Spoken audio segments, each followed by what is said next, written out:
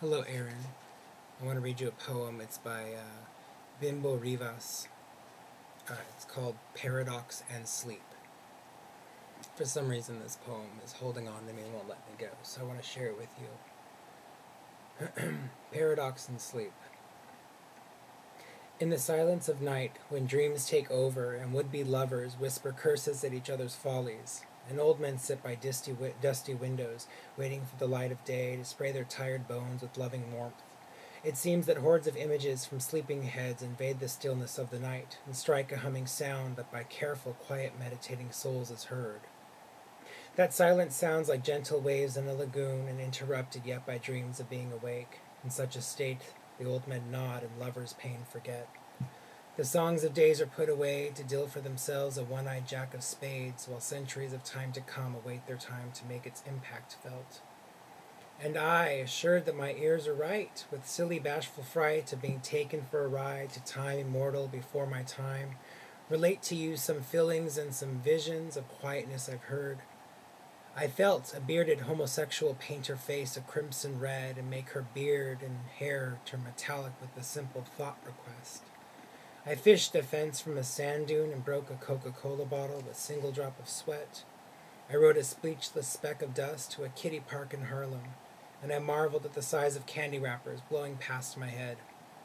A flea in heat mistook me for a flea that bothers fleas, and almost swatted me to eternal sleep. I did not fight, I ran away. I am not ashamed, was not awake. I did survive to fight another day.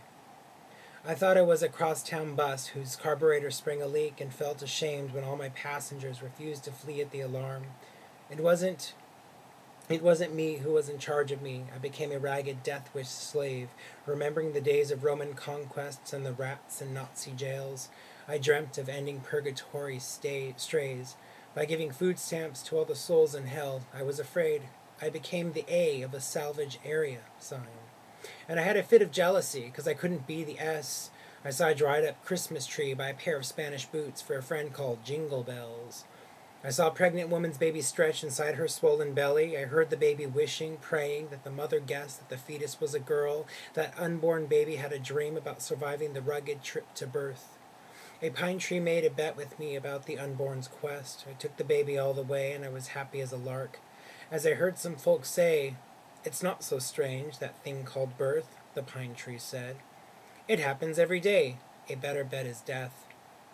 Just then I dreamt awake that I became an oil molecule and felt a sadness through my legs. I was a thought, condemned forever to forget all about sex. The molecule collided with an electron charged up and made me come awake. As an oil molecule, my legs got wet. The sadness went away, all without sex. Oh, the things I heard!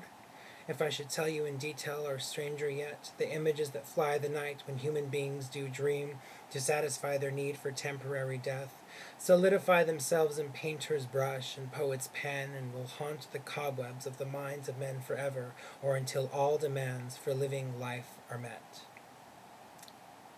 That's all.